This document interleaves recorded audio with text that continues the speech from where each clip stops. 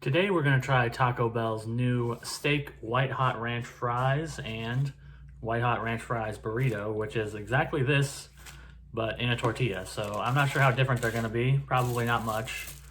But these are basically like the nacho fries Bel Grande. You got tomatoes, steak, cheese, sour cream, and now we've got the white hot ranch. That's the newest thing.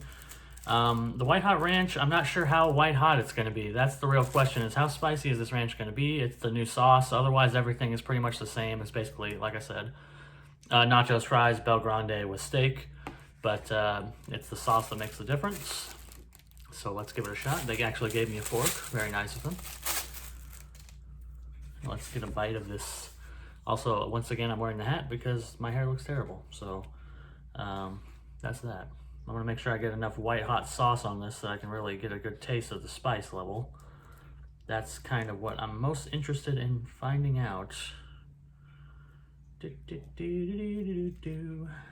right, there's a good bite. It's got a lot of the sauce on it. Let's give it a shot. I'm not quite sure yet about this sauce, so I've got a nice piece of steak here just drenched in sauce. I'm gonna give this a shot and make sure I have the right opinion about it. Here we go. All right, I'm gonna do a bit of an unprecedented move here, and I'm gonna taste the burrito before I give my rating for the fries, mainly because I'm not quite sure what I'm getting here necessarily. I feel like I'm getting a spice, but I can't really isolate it to the ranch, and it's not very ranchy. I just want to try the burrito, see if I get the flavor a little better, because this mixture of sour cream and the white hot ranch is kind of diluting it a little bit, and I kind of wish I'd gotten a side of just the sauce. But let me try the burrito first before I elaborate too much on that and see if maybe this helps me. So here we go. I'm going to take off a little bit of this tortilla. There we go. Okay, I was struggling a bit with the fries to get the taste of the white hot ranch, but the burrito, the way that whoever wrapped this up, as soon as I took that top bite, all the sauce just hit me right off the bat. A lot of sauce. It is spicy, but I want to say it's not white hot. If you watched me before, you know that I don't really do spice very well. I like a little bit of spice, not a lot. This white hot is a bit too spicy for me personally, but it's not so overwhelmingly hot that I'm like, wow, I can't eat this. It is spicy, but I honestly think that the Doritos Locos, the spicy Doritos Locos taco shells were spicier than this sauce was. So, according to what I read on the internet, this sauce is a mix of ghost pepper chilies and creamy buttermilk ranch. Now, I know ghost pepper is supposed to be super hot. I think I had the ghost pepper nuggets from BK, and they weren't that spicy either. Maybe it's something with ghost pepper. The spice on these, it hits you hard, but it kind of fades really fast. Normally, I'm used to spicy things kind of building and building and then getting super hot. These hit hard, but they fade. Like in a minute or two, the spice is basically gone, which is more pleasant experience for me. I like it that way rather than it building and me having to sit here in agony. I do like that it fades, but it's just very weird to call it white hot, and I guess it uses ghost peppers when it's not that spicy, really. But I guess the way they ratio it out with the cool buttermilk, creamy buttermilk ranch sauce makes it to be not so spicy with the ghost pepper. The ghost pepper must be very light because while it is spicy, it's not super spicy. I think anybody who likes spicy food would have no problem handling this easy. It is very creamy. I guess that's the buttermilk part. As I was tasting, I was like, this is way more creamy than a normal ranch would be. And the ranch taste is not super strong, but that could just be me getting lost in the heat. Maybe if you're more tolerant of the heat aspect of it, you taste the ranch a little better. But for me, I get a hint of that kind of tangy ranch taste, but pretty much immediately afterwards, it's just spice. So I kind of lose it.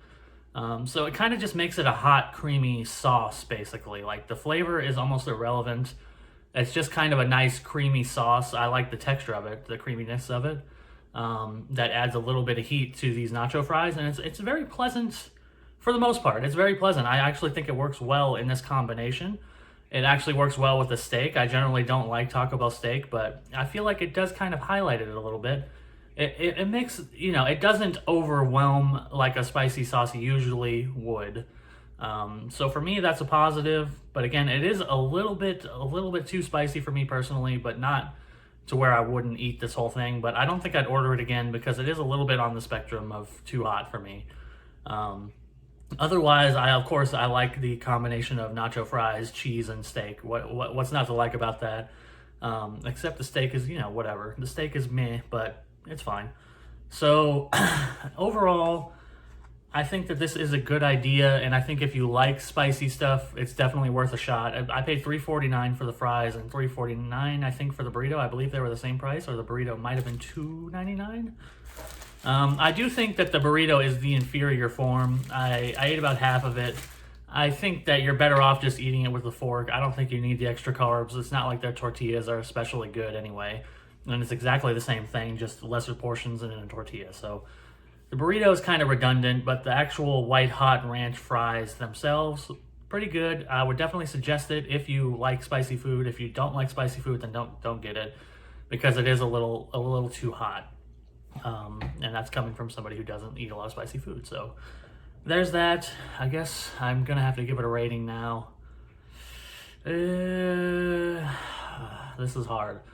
This is hard because I have to be subjective. I think when you're reviewing something, you're automatically subjective. You can't really be objective. People try to say, hey, why isn't your review more objective? Take into mind all the blah, blah, blah, blah, blah. But since I'm reviewing it, I have to kind of come from my own personal experience. And because it is too hot for me, generally, that does knock it down a bit. So I'm going to give the White Hot Ranch fries a 3. But keep in mind that if you like spicy food, I would probably go to a 4. If I was more tolerant of spiciness, I would probably give them a 4. And I would give the burrito a lesser score. I'm going to give the burrito a 3 also, because I don't think it knocks it down to a 2 necessarily, that the tortilla's there. But I definitely think it's in inferior form. So if you're watching this, try the fries on their own. Don't get the burrito, but they both get 3s out of 5. The burrito is just inferior, but not enough to knock it down to a 2.